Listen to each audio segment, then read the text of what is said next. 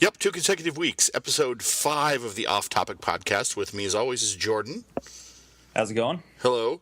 Got a couple things to talk about today. First of all, earlier this week, SpaceX was given orders to start transporting astronauts to the International Space Station in 2017. That's the big time, folks. This is huge. This is enormous.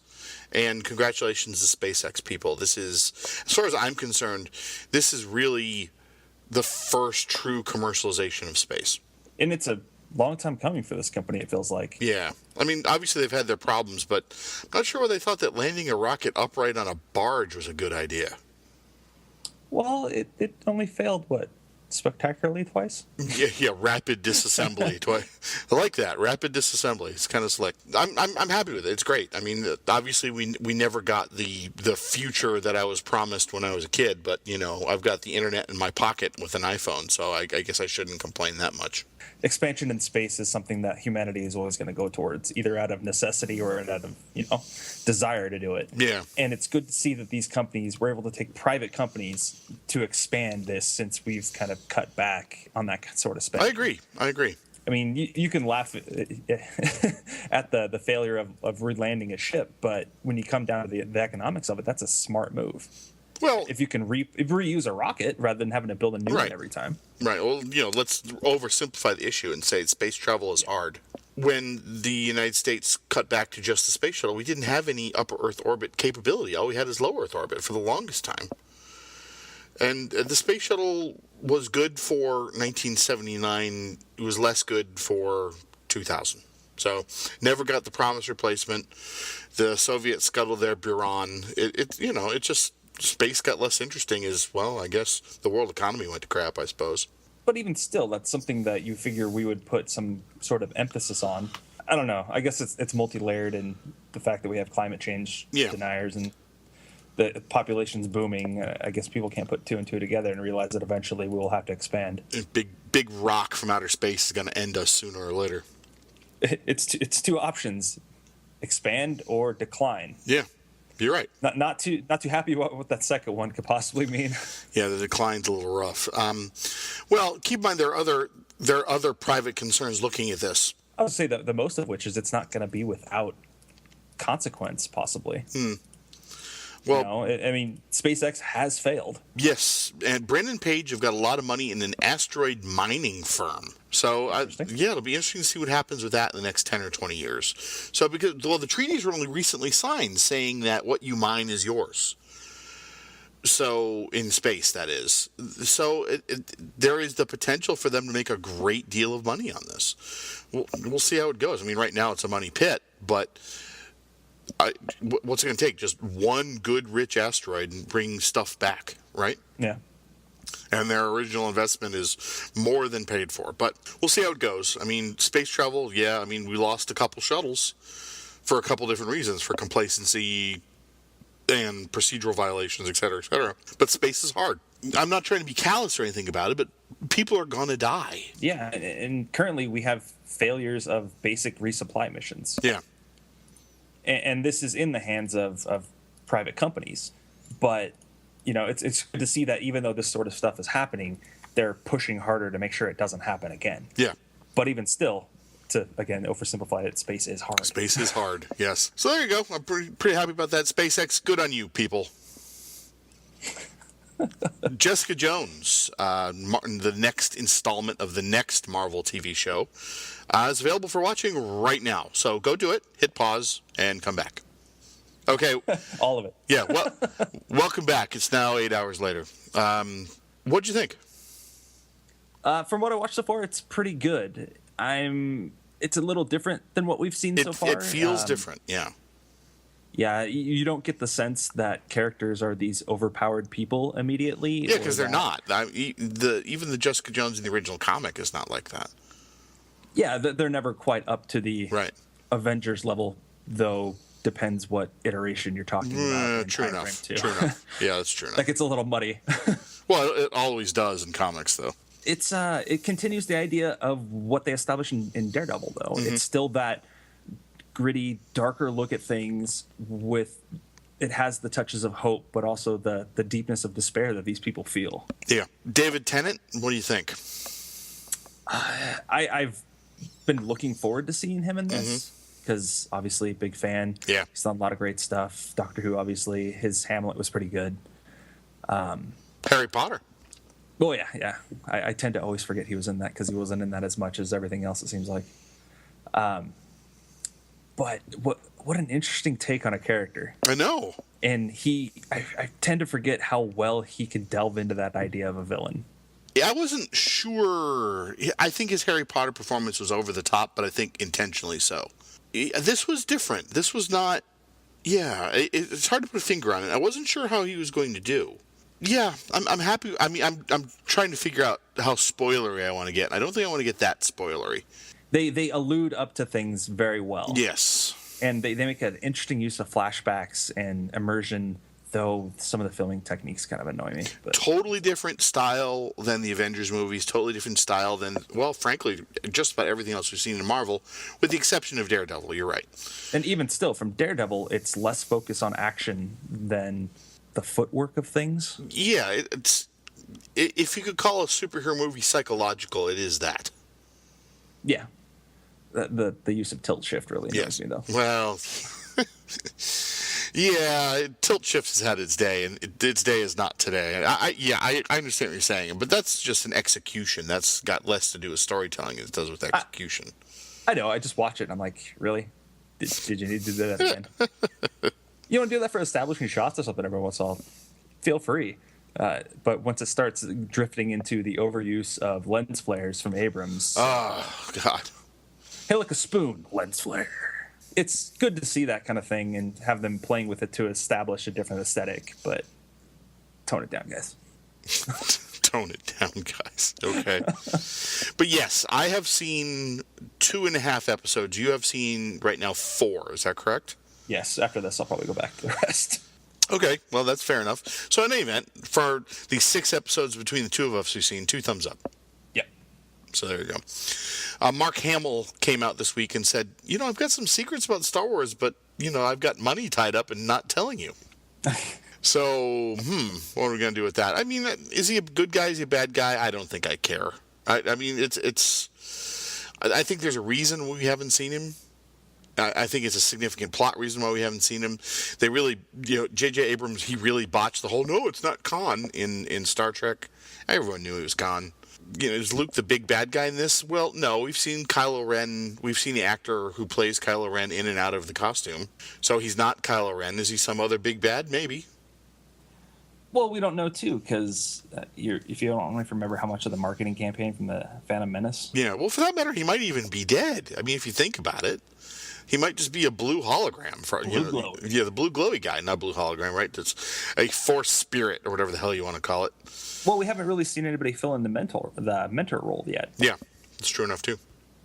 So, and that's part of that whole cycle, the hero cycle. Luke's living on Dagobah's got a serious case of swamp foot. I'd like to see someone wear him as a backpack. That'd be interesting. Ooh, God. Thanks. Yeah, that's a rough one. Still looking forward to it. Again, if you haven't seen Rebels, you probably should. But Rebels is doing something really interesting with canon because now they're bringing in stuff, believe it or not, from the old D6 role-playing game. Shantipole, Strike Force Shantipole, was a module in the old D6 West End game, and Shantipole, the planet, was in not this week's episode, but the previous episode of Rebels. And there was something else this week from the West End game. Black Sun. They're talking about Black Sun, the criminal organization Black Sun, which was in Shadows of the Empire. I'm not sure what's canon, what's not anymore. Don't you get the feeling the entire fandoms felt like that since they announced the discontinuance, I guess, of the extended universe? You and I have spoken about this before. I've read a lot of the Star Trek novels, and those aren't even considered remotely canon. But you can make Star Wars what it is. You can make your own Star Wars in your head. I mean, other than the movies, you decide what you want to be canon and what you don't. And who's to say, even out of the games, that couldn't be different anyway? Yeah. Because most of those games had different paths you can take, even if you think back to KOTOR, to where, play good or bad. And obviously there's going to be some parameters you can't get past. Yeah, that's just the way storytelling works. Good or bad, there's still some wickets you're going to pass. Or if people even remember Galaxies. Oh, geez. Where you can pretty much craft whatever you felt like doing. Though eventually that just turned into everyone being Jedis and it got terrible. But it's those open world RPGs, MMOs in this case, they have that room for expansion to play in those worlds. So it isn't hard to imagine that somebody created their own dialogue to go along with what they are doing. Yeah. Movie makers want surprises for their fans. I think they genuinely do, but they also realize that after the first screening, the secret is out. Oh yeah, it's got to mention trailers. Yeah, it's got more to do with the hype machine more than anything else. I mean, we're actually seeing a lot more footage in the trailers between the international trailers and the TV footage that I thought that we would see by now. I thought there was just going to be the 2 trailers and that was going to be about it. And I guess they're up to 3 canon novelizations now that span the period in between episode 6 and episode 7. I haven't read them yet, but I've read part of the first canon novel, and it kind of strikes me as at the beginning, the lead up to Lord of the Rings. It strikes me as a Silmarillion, where this begat this, and this happened here, and we're just going to touch on it. And, oh yeah, this big thing happened, we're going to talk about it for 3 chapters, and then all this other crap happened. So basic world building up to the point where we're reestablishing. Yeah, the first fiction book for sure is world building. Now, interestingly enough, and I know this isn't canon, but one of the comics addressed Endor's situation after the second Death Star exploded. Ecological holocaust and Ewoks on fire, et cetera, et cetera. But, that Star Wars has never been, to now, a gritty, dirt under your fingernails sci-fi universe. And they're headed that way. Episode 7, yes, it's still the hero's journey. It seems less mythological now than it was before. Does that make sense? Yeah. And it may just be the filmmaking, but in episodes 4 through 6, and for that matter, episodes 1 through 3, when you shoot a bad guy's, TIE fighter or droid fighter, they explode in this huge ball of incandescent gas.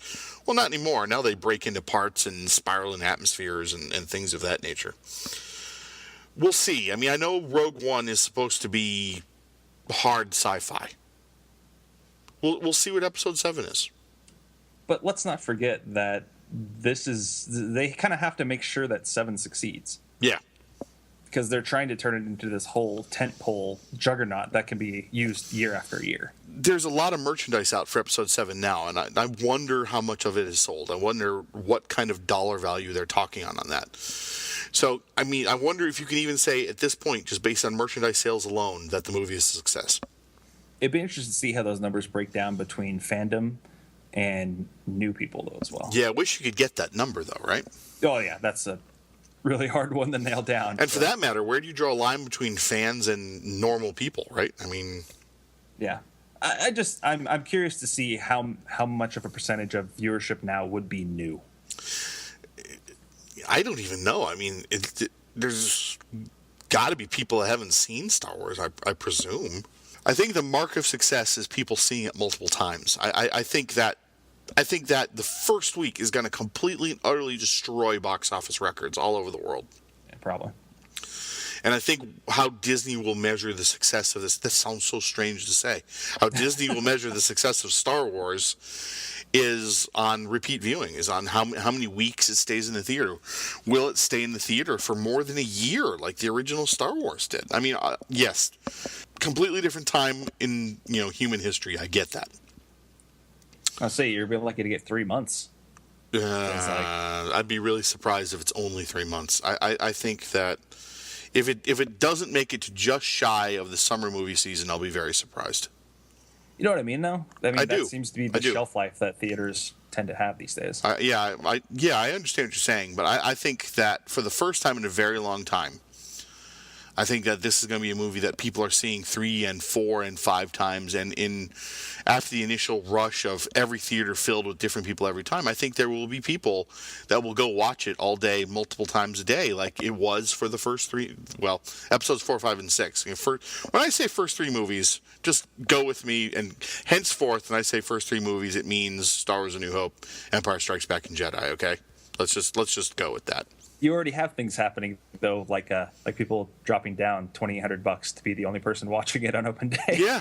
Yeah, I know, and that's nuts. But it's gonna be successful. Just how many billions is it gonna make? Who knows? It isn't like it's the first time Disney's going to take a risk on something like this either, because look how Marvel's turned out. Yeah, That was actually a huge risk. Jumping into the cinematics with Disney was a giant risk because it just superhero movies other than Superman, Batman just never did anything. How many times was a Fantastic Four made? There was a Captain America movie. It was terrible. I mean, you can even look at things like He-Man and things like that and going back to superhero movies. Well, you can, right? No, I'm just laughing at how bad that movie was. Yeah, the thing is, you look at superhero movies and almost universally you go, God, until the Marvel Universe with Disney. And the Punisher films weren't terrible. Yeah, they were. They weren't. Well, the Dolph Lundgren one was kind of meh. Kind of meh? Yeah.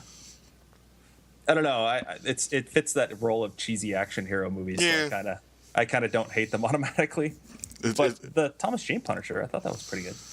It was better for sure. Even though it kind of butchered. Ghost Rider was terrible. Nicolas Cage, 1 in 7. Yeah. Okay, let's talk about Kotaku. They wrote a big editorial the end of last week saying, oh God, we've been blacklisted by so many game companies for so long now, and we shifted to an embedded discussion of the games after they come out so it can parallel what the readers are going. You know what? Quit your bitching. You know, MacNN's been around forever, okay? And no, I haven't been around all the time. I've just been working for this place for, just about 4 years now. But we get very, very limited support from Apple, if anything at all, and not even Apple USA. We get support from Apple Australia. Okay, Apple USA wants very little to do with us, to be frank. We have been, in the past, MacNN has been threatened by lawsuits from Apple. We do not necessarily always write favorably about them. We test their things within an inch of their lives. We were one of the first to talk about Discovery D. We were one of the first to talk about iTunes testing. And they're complaining that they've been blacklisted by a couple of game publishers for 2 years now. If you're going to publish something that says that you're not the PR wing of these companies, then do it. Then do it. We do it too, okay? But you have to take your lumps when it happens. When the game company wants nothing more to do with you, then that's on you. That's not on them. And you certainly shouldn't be breaking your arms, patting yourself on the back for having done it. We wrote a story about Assassin's Creed before anything was released. Good on us, right? Well, fine. You know what? If that's what you're going to do, then man up and say they're going to hate us for it, but that's too bad. We're doing it for the clicks. That's a risk you take. Will I publish this? What will be the consequence of publishing this? Yeah, every story we ever write, we look at and we say, okay, is there any downside to doing this? We just wrote a piece on Mac Update bundling things with their installers, and there's a calculated risk involved in that. We have been working with Mac Update off and on for, the site has been working with Mac Update for 10 years. But this editorial by Kotaku just rubbed me completely the wrong way. It just struck me, we're so sad we don't get preferential treatment by these game developers anymore. Well, come on. Well, that speaks to a few different things, actually. The perception that games media, or I guess technology media in general, is an expansion of the PR arm. It totally is. That feels a lot of what these companies expect. Yeah. Other than that, there's this idea, especially in games, that, well, I don't want to review it if you're not giving me something. Like, you're not giving me this copy. And yes, that is kind of a model that's been established for a long time. But you can kind of, weigh the ethics part of that, because that technically is kind of compensation. Yeah, it is. So there's that whole idea, and there are sites out there that if you get a physical copy of something to review, you do not get to keep it. You have to ship it back. Right. But that's a lot harder thing to do with PC codes or, iOS game codes. That's not something. Yeah, well, that's different. I mean, the digital distribution of review copies has only been a thing for the last 4 or 5 years. When I worked for IMG Magazine, that was discs getting shipped around, and many of them had to go back. Yeah, and you tend to forget, too, that as an independent writer, somebody that's contracting with these sites, if you buy a game to review it, you can write that off as an expense. Yeah. As long as there's a perfectly reasonable business explanation to it. It's not like you're buying 40 Steam games and trying to get the whole receipt reimbursed or something, Yeah. Polygon also talked something similar to this recently when they were talking about Star Wars Battlefront. the recently launched EA version. That had they gone to this event and gotten their hands on with it for 10 or something plus hours, they were under NDA to not release it or not release the review until release date. But at the same time, the game was available for the same time span. What was 2 weeks early on EA Access? Yeah. So they declined to go and did the review based on that. And that way they're not, there's no confusion. They're not under the NDA, et cetera, et cetera, et cetera. We are dealing with a situation where places like The Verge and iMore and things like that will get their review hardware sometimes before it's even announced. They had their Apple TVs at least a week. And we bought our Apple TV, our new 4th gen Apple TV we purchased for review. So, I mean, that puts us at a competitive disadvantage, but I would rather do that than be forced to deal with some of Apple's crap. Well, who wants to be under an NDA and possibly break it? You know, there are legal consequences. There are of that huge legal consequences for breaking NDAs, and some of our competitors will report on every single rumor, and we don't. We're much more cynical about rumors. And, I mean, we do talk about them, and I talked about this a little bit on the main podcast too, but there are analysts that will give you a rumor, and when it finally comes true 3 years later, they'll say, oh yeah, see, I reported this first. And we try not to do that, as best as we can. Any kind of web journalism is an interesting thing, because the money has to come from somewhere. If you're looking at, just a little blog in the middle of nowhere, they're doing it because they love it, and there's no money coming in, and it's probably costing them money, right? A site like MacNN, and now in its 20th year, has payroll, has expenses. The million hits plus a month we get, that's not free. There's a charge associated with that. There's a bandwidth cost associated with that. And yeah, I mean, so we do have to evaluate what we're going to publish based on what kind of damage we might do to ourselves or anybody else for that matter. I mean, one of the first rules of journalism is to not damage your subject unless it's something damning, right?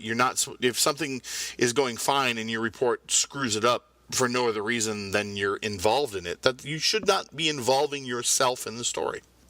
Unfortunately, I think the gaming enthusiast sites will do that. I think that they become part of the process. I think they become part of the PR wing.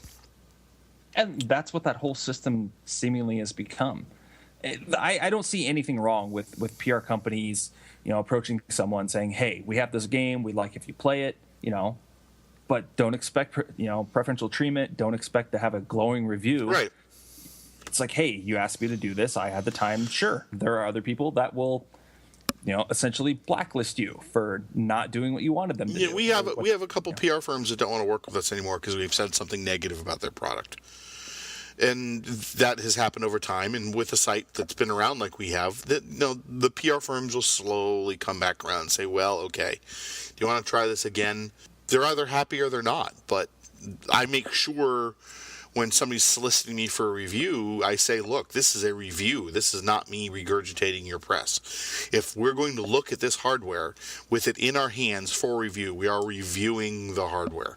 And we've had companies that say, well, okay, we're not going to do that. Yeah, and this doesn't say that the criticism of that doesn't go both ways either. If you try to do something and they can prove, oh, hey, this isn't the case it actually is, well, then it's also our responsibility to go back and fix that.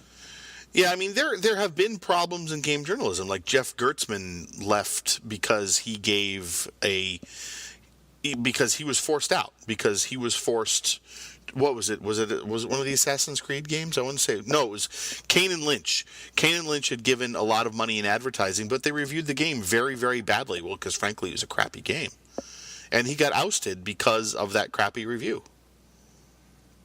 Yeah, it's this whole weird spiral that's attaching advertisers to. I don't know. It's a system that even if you tried to plot it, how would you really fix it? Yeah, and that's the thing. You really can't. I mean, yeah, start a site where everybody buys the review copies. But then when you're dealing with a review that's published 5 days after a big site like Kotaku or something like that, where are you getting your traffic from? Well, I think that's part of the problem is that we're trying to be race to the pole. Yeah. For all of this stuff. And it doesn't necessarily mean that. Oh, we do it. We're guilty of it too. I mean, seriously, we are guilty of it too. I have hassled some of our writers about reviews taking too long. The thing is I would rather we've lived with this for X many days. So that's why we do two different types of reviews. That's why we do the initial hands-on. That's why we do an in-depth review. And then if we get to keep the item for any extended period of time, well, we'll do a hands-on. Or if we bought it, we'll do an extended hands-on. We'll call them the living with. And that's why we do all those. But I mean, we're treading dangerously close to something that's the third rail here. It's something you need, but if you touch it, you're going to die, right? It's the whole, but it's ethics and game journalism thing. But it's not just game journalism anymore. It's anybody. Fox News is the PR wing of the Republican Party, and I say it's not even it's not games. It's just ethics in general. Yeah, not even necessarily just business ethics. And I'm not saying that the Democrats don't have their own news wing, but I actually have some formal training in journalism. It was a very long time ago, and the main tenet was neutrality. The main tenet was neutrality. And getting political for a moment, Smith College, a women's college in New England, Ivy League, basically, they had a march for the Black Lives Matter situation and other racial issues on the campus in conjunction with I can't remember the main university, but Smith College said that if you're press, you can't come in unless you swear fealty to the cause. That's not what the press is supposed to be. It's not what freedom of the press is supposed to be. And why the college supported this, why the college said that unless the press is friendly, they can't come in, we're private property.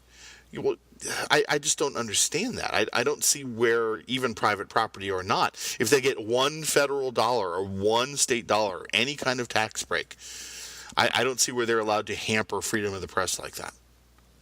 Well, that's an even more dangerous slope, isn't it? When you start talking tax breaks, because how many corporations get? Yeah. I mean, between tax shelters, reductions, and overall cost, depending where they are, businesses get even greater deductions. Property tax breaks for employing so many people. Yeah. It's a long thing that we are subsidizing a lot of businesses in a way. Yeah, without a doubt. It isn't like they're not contributing to the overall economy, though. Yeah, but going back to the original point, the discussion needs to be had between product consumers, the press that sits in between them and the companies, and we all kind of need to figure out how this is going to work going forward. And I would like to say that you find a reviewer for hardware or games or whatever that has a voice and a style that is similar to your own, and you trust that person's reviews or that site's reviews until something happens that you suspect you shouldn't. And with Metacritic being such a big thing in the game industry and determining developer salaries and bonuses for that matter, it's just this complicated, intertwined relationship that I'm not sure that anyone is getting out of it anytime soon. That's such a scary thing to think about as an actual metric, too. Yeah. And it goes even further to argue now that if you have a game that's a 7, it's a failure. Yeah, that's ridiculous. It's like that's above halfway of the scale. I mean, that's why I appreciate these sites that will actually go through that do use rankings and say with honesty, it's like, hey, this is a 10, but we recognize this is not perfect. It's just the cream of the crop right now. It has room for improvement, but we can't see a lot of places where it could. That's why in our software we don't give scores. That's why we don't give numbers. How do you? It's hard to quantify these things anyway. The original Photoshop was terrible. Photoshop 4 was very good. CS1 was bad. But based on what? If Photoshop 4 doesn't hold up right now, is it still a 10 out of 10? I think I still use Photoshop 5, and this is worse in gaming. The original Halo before the Master Chief Collection was a 9.7 out of 10. Is it still a 9.7 out of 10? Because everything that it did then, everything else is doing now. Well, yeah, and that's a hard thing because it's all rose-colored glasses, isn't it? Yeah. Mm-hmm. We have all these ideas that these games are awesome for forever. everybody loves Super Mario Brothers, everybody loves Tetris, everyone loves Legend of Zelda. How many of those games still hold up across the entire franchise? It's hard to say that they all do. Yeah. I mean, everybody loves Final Fantasy VI still. Okay, yes, it had some innovative ideas for the time, but is it still great now? Yeah, for years and years and years, you and I have said that gaming nostalgia is terrible. Yeah, years and years we've said that. It's so hard to compensate for that too, because if someone's saying this is great forever, and then all of a sudden you go, well, its new version isn't. It's like, even if, okay, go back to the Halo example. And though I've never played Master Chief Collection, I did play the other Combat Evolved remake. Mm-hmm. It didn't have the same magic as when it first came out, when Halo first came out in the Xbox. Yeah. And the updated graphics and everything be damned, it's just, it didn't feel the same. Why would it? The PC version of Halo shipped 3 years after the Xbox version. Yeah. A lot happened in the gaming industry between 2001 and 2004. A lot happened. On that super upbeat note about how, things need to reform, we seem to wrap these up on great upbeat notes all the time. So I guess maybe you should head over to Imager and take a look at some fancy dogs or whatnot after this, or whatever makes you happy. I guess it's better than ending in rage. Well, yeah, I mean, it's a conundrum. And long story short is we finally started evolving MacNN to the modern readership. But the thing is, I'm not sure that gaming media has yet. I think in many ways the sites are still written toward a brotastic audience, and it's way more than that now. Yeah, it's like evolving area that at least we're starting to see more progressive ideas come across rather than just stick to the same ham-fisted approach we have in the past. You know what? I'm 45. I got no time for bros. I just don't. So the really brotastic sites I try and avoid. Makes me remember how much I love this season of South Park. Oh, jeez. They've actually. I'm not a huge South Park fan, but I understand they're really on point this year. Oh yeah. So they're. I'll just actually refrain from this week's episode. But that is it for the latest episode of the Off Topic Podcast. We'll be back next week with more insightful observations like this week. Jeez. We'll catch you all later. Later, folks.